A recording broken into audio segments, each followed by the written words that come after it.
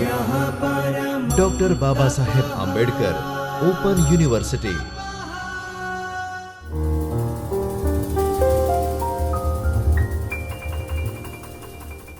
નમસ્કાર વિદ્યાર્થી મિત્રો, હું આશીષ વસાવા સમાજકાર્ય વિષયમાં આસિસ્ટન્ટ પ્રોફેસર તરીકે ડૉક્ટર બાબા સાહેબ આંબેડકર ઓપન યુનિવર્સિટીમાં કાર્યરત છું.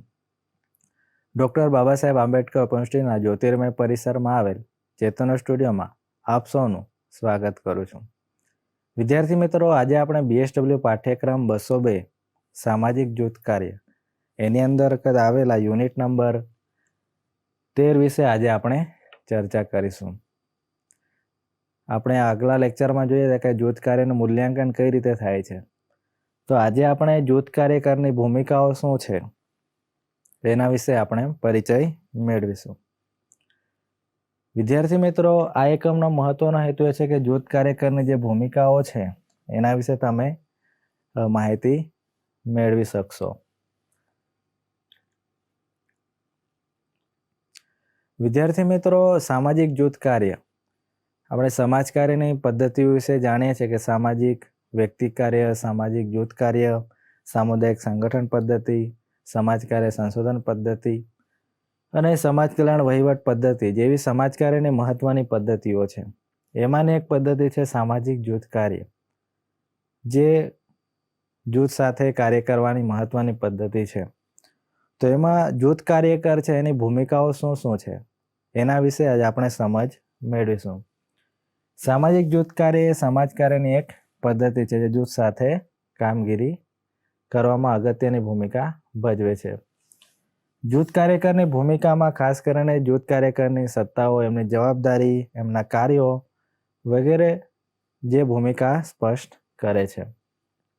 આ ભૂમિકા ખાસ કરીને જૂથની જે અસરકારકતા છે અથવા જૂથને વધારે પ્રભાવિત કરે છે. એમાં જૂથ કાર્યકર કયા પ્રકારની ભૂમિકાઓ ભજવે છે, એની અસરો શું શું થાય છે એના વિશે એ પણ ખૂબ અગત્યનું છે. ખાસ કરીને જૂથ કાર્ય પદ્ધતિ અન્ય સમાજ કાર્ય પદ્ધતિઓ સાથે સમાજ કાર્યના મૂલ્યો, ધ્યેયો અને સામ્યતાઓને ધ્યાને રાખીને જૂથમાં કાર્ય કરવાનું કામ કરે છે. જૂથ સાથે કાર્ય કરવું એ એક વ્યાવસાયિક કૌશલ્ય છે.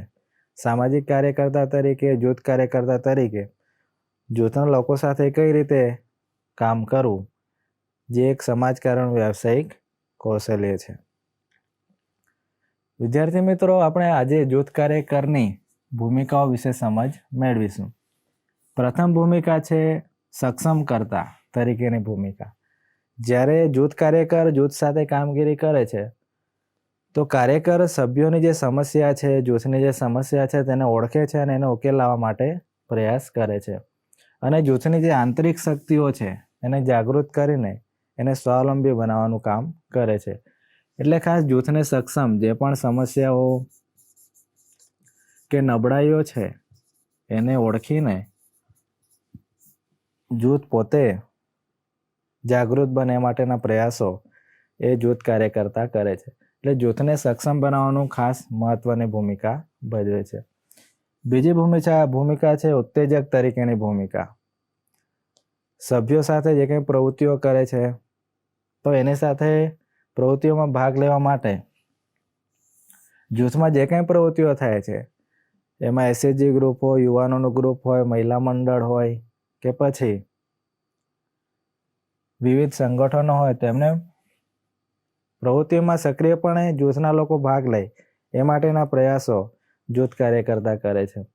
અને જૂથમાં નવી ઉર્જા અને ગતિશીલતા લાવવાનું કાર્ય જૂથ કાર્યકર્તા કરે છે. કે જૂથમાં વિવિધ મુદ્દાઓને લઈને ચર્ચાઓ થાય, સમસ્યાના નિવારણ માટે શું શું કરી શકાય, એમાં જૂથની પણ સહભાગીદારી વધે એ માટેના પ્રયાસો એ જૂથ કાર્યકર કરે છે.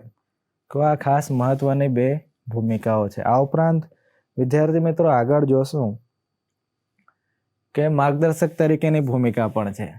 કે જૂથમાં જ્યારે જૂથ કાર્યકર કામ કરે છે તો જૂથને તેના લક્ષ્યો અને ઉદ્દેશો પ્રાપ્ત કરવા માટે યોગ્ય દિશા આપે છે. માર્ગદર્શક તરીકેની ભૂમિકા એટલે કે આપણે વાત કરીએ છીએ કે વિદ્યાર્થી કાર્યકર્તા BSW નો વિદ્યાર્થી છે તો એ ફિલ્ડમાં જાય છે તો એને માર્ગદર્શન એમના સેન્ટર કે રિજનલ સેન્ટરો દ્વારા આપવામાં આવે છે કે તમારે કઈ રીતે ફિલ્ડ વર્ક કરવું, ફિલ્ડમાં કઈ કઈ બાબતો ધ્યાન રાખવી, સમાજકારણના કયા કયા સિદ્ધાંતોનો ઉપયોગ કરવો. તો આ તમામ બાબતો એ માર્ગદર્શકની છે. એવી રીતે જ્યારે માર્ગદર્શક તરીકે જૂથ સાથે કામગીરી કરવાનું થાય છે તો જૂથના જે ધ્યેયો છે, ઉદ્દેશ્યો છે એને પાર પાડવા માટે એને દિશા બતાવવાનું કામ એ જૂથ કાર્યકરનું છે, જે માર્ગદર્શક તરીકે ભૂમિકા ભજવે છે. ત્રીજી ભૂમિકા છે ચિકિત્સક તરીકેની ભૂમિકા. જૂથના જે સભ્યો છે એમના વર્તનમાં સુધાર લાવવા માટે, આ ઉપરાંત જે માનસિક સ્વાસ્થ્ય છે કે સ્વચ્છતા છે એમાં બદલાવ લાવવા માટે, સભ્યો વચ્ચેના જે સંબંધો છે એમાં સુધાર આવે એ માટેના પ્રયાસો એ જૂથ કાર્યકર કરે છે. અને તેમની ક્ષમતામાં વધારવાનું, એવું નહીં કે જૂથમાં વિવિધ પ્રશ્નો ઊભા થાય કે જૂથના હેતુ ઉદ્દેશ્યો પ્રાપ્ત ન થાય એ માટે જૂથ કાર્યકર પ્રયત્ન કરતો નથી, પરંતુ જૂથના જે સભ્યો છે એમના વર્તનમાં, એમના સભ્યો વચ્ચેના સંબંધોમાં બદલાવ આવે એ માટેના પ્રયાસો, ચિકિત્સક તરીકેની ભૂમિકા એ જૂથ કાર્યકર ભજવે છે. આ ઉપરાંત પ્રવૃત્તિઓ દરમિયાન કોઈ અવરોધક પરિબળો આવે છે તો એને દૂર કરવા માટે પણ જૂથ કાર્યકર્તા પ્રયાસ કરે છે. ખાસ કરીને એસએચજી ગ્રુપ છે તો એસએચજી ગ્રુપમાં મહિલાઓ સાથે કામ જૂથ કાર્યકર્તા કરે છે. તો મહિલાઓના આર્થિક વિકાસમાં કોઈ અવરોધક પરિબળ ઊભું થાય છે તો જૂથ કાર્યકર્તા તેમને વિવિધ સરકારી સંસ્થાઓ કે વિવિધ સંસાધનો સાથે જોડાણ કરીને જૂથને સક્ષમ બનાવવાનો પ્રયાસ એ જૂથ કાર્યકર કરે છે.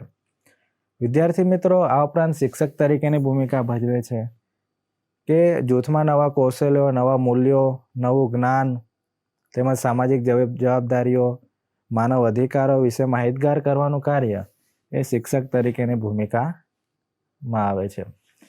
આ ઉપરાંત જૂથ કાર્યકર પ્રેરણા આપનાર તરીકે પણ ભૂમિકા ભજવે છે. સભ્યો છે, જે પણ જૂથના સભ્યો છે એનો ઉત્સાહ વધારવાનું અને એનો ધ્યેય પ્રાપ્તિ સુધી સતત પ્રયત્નશીલ રહે એ માટે સકારાત્મક વાતાવરણ ઊભું કરીને જૂથમાં કાર્ય કરે છે. અને જૂથને વેરવિખેર કરવાનું કામ નહીં, પણ જૂથમાં એકતા જળવાઈ રહે એ માટેના પ્રયાસ પણ જૂથ કાર્યકર્તા કરે છે. આ ઉપરાંત સુપરવાઇઝર તરીકેની ભૂમિકા. સમાજ કાર્યકર જ્યારે જૂથ સાથે કામ કરે છે તો સુપરવાઇઝર તરીકે પણ ભૂમિકા ભજવે છે કે જૂથ કઈ રીતે પ્રકારની પ્રવૃત્તિઓ કરે છે, એમાં શું શું સુધારાની જરૂર છે, અને ખાસ જૂથના લોકોમાં આત્મવિશ્વાસ વધે એ માટે પણ પ્રયાસો કરે છે. અને શૈક્ષણિક કે આર્થિક કે કોઈ પણ સંસાધનોની જરૂર છે તો એ જૂથને મળી રહે એ માટે સુપરવાઇઝર તરીકે પણ ભૂમિકા ભજવે છે. વિદ્યાર્થી મિત્રો, આ એકમમાં આપણે જે સામાજિક જૂથ કાર્ય પદ્ધતિ છે અને જ્યારે જૂથ સાથે કામગીરી કરવાનું થાય છે તો જૂથ કાર્યકર કયા કયા પ્રકારની ભૂમિકાઓ ભજવે છે એના વિશે આપણે માહિતી મેળવી છે. ખાસ એમાં ઉત્તેજક તરીકેની ભૂમિકા ભજવે છે, ચિકિત્સક તરીકેની ભૂમિકા ભજવે, સુપરવાઇઝર, શિક્ષક તરીકેની ભૂમિકા જૂથ કાર્યકર ભજવે છે. એટલે સમાજ કાર્ય ખાસ વ્યક્તિ, જૂથ, સમુદાય સાથે વિવિધ પ્રશ્નો, જે પણ સેવાર્થીઓ છે એના નિવારણ માટે સતત પ્રયાસ કરે છે.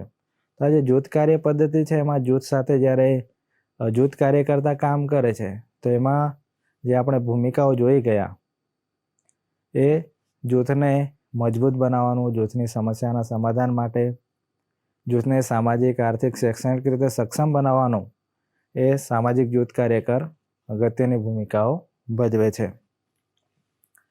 વિદ્યાર્થી મિત્રો, આ એકમના અભ્યાસમાં તમે સ્વાધ્યાયના પ્રશ્ન તરીકે સામાજિક જૂથ કાર્યની વિવિધ ભૂમિકાઓ વિશે ચર્ચા, એનો સ્વાધ્યાય અભ્યાસ તમે કરી શકો. ઉત્તેજક તરીકેની ભૂમિકાનું મહત્વ શું છે એ પણ તમે સમજાવી શકો. અને ચિકિત્સક તરીકે જૂથ કાર્યકરની ભૂમિકા, સુપરવાઇઝર તરીકે જૂથ કાર્યકરની ભૂમિકા શું છે જે આપણે આગળ ચર્ચા કરી ગયા એનો પણ તમે સ્વાધ્યાયના પ્રશ્ન તરીકે અભ્યાસ કરી શકો છો. વિદ્યાર્થી મિત્રો, જૂથ કાર્ય પદ્ધતિને સમજવા કે જૂથ કાર્યકરની જે ભૂમિકા છે એને જાણવા સમજવા માટે જે સમાજ કાર્યનું જે પુસ્તકો છે એને પણ તમે અભ્યાસ કરી શકો છો. તો વિદ્યાર્થી મિત્રો, અહીં આપણું આ જૂથ કાર્યકરની જે ભૂમિકા છે એની સમજ મેળવી છે. આવતા નવા વિડીયોમાં આપણે નવા વ્યાખ્યાન સાથે મળીશું. ત્યાં સુધી તમે અભ્યાસ અને આ વિડીયો લેક્ચર સતત જોતા રહો અને ફરી નવા વ્યાખ્યાન સાથે ફરી મળીશું. નમસ્કાર. स्वाध्यायः